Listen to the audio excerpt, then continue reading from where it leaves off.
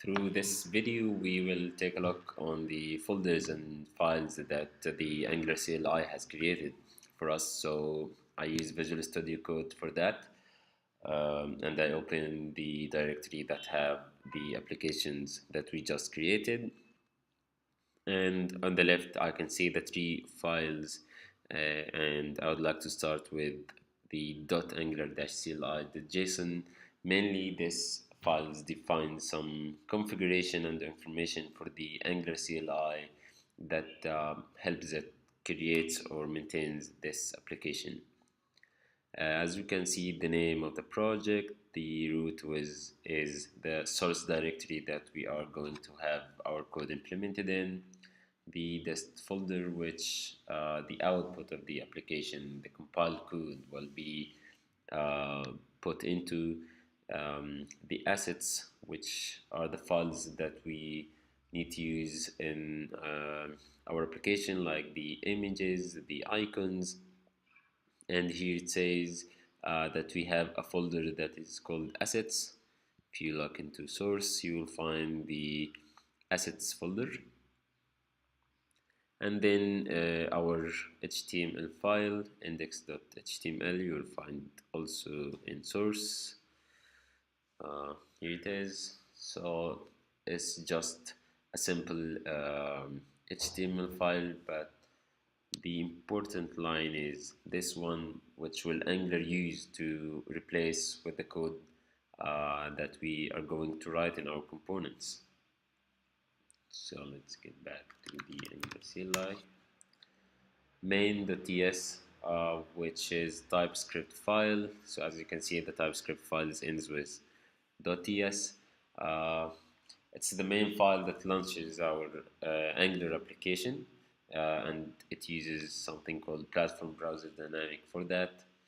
And here it checks if the environment that we are running this application on is a development or production environment.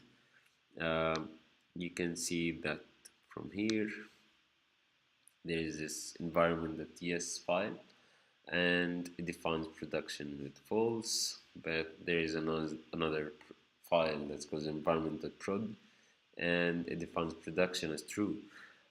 We will see later how does this work, because Angular CLI sets this variable for us.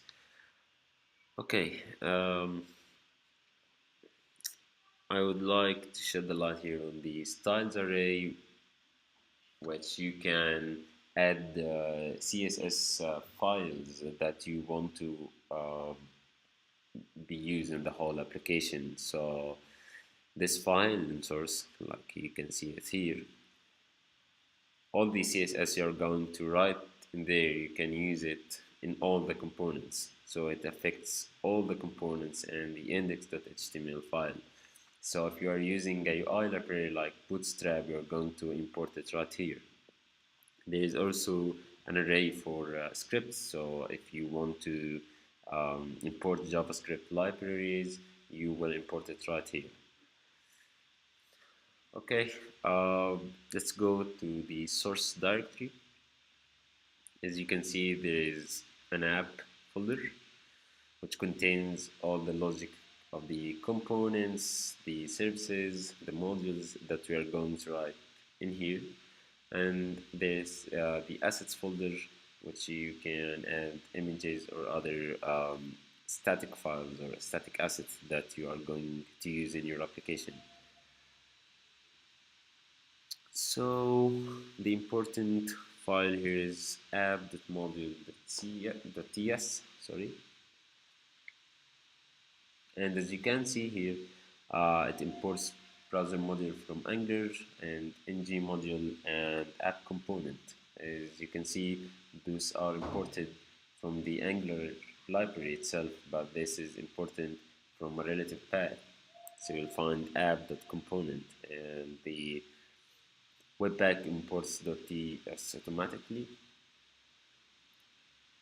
Uh, Here it creates an Angular component. We'll get back to that, but let's focus on the app module.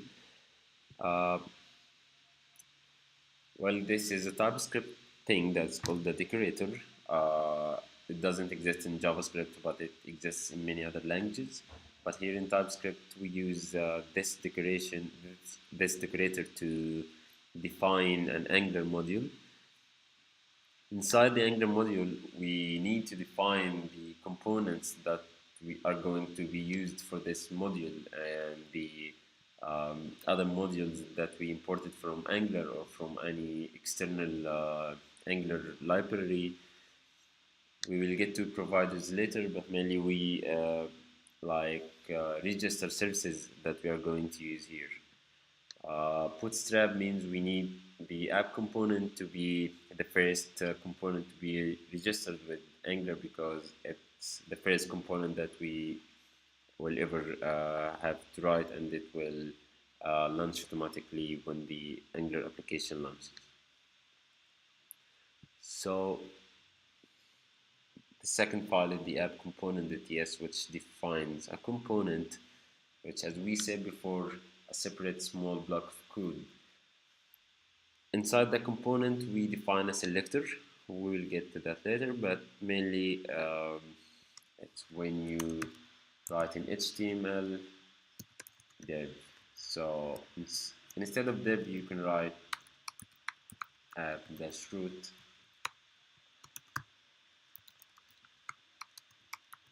and Angular will render the app component automatically into the HTML, but we don't need to do that right now at all. The template URL is the HTML template that we need to use and associate with this component. So as you see, it's imported from a relative path, so you can log into app component.html and you will find the HTML specified for the app component. And here is the class that defines the app component, and as you can see, it's the same name that is imported here in the app module file and the same name that is declared as a component and in the bootstrap also. So here the default Angular application defines a variable called title and has the value of string app. In the next video, we are going to edit this component and the HTML and see how does this reflect on the application that is currently running.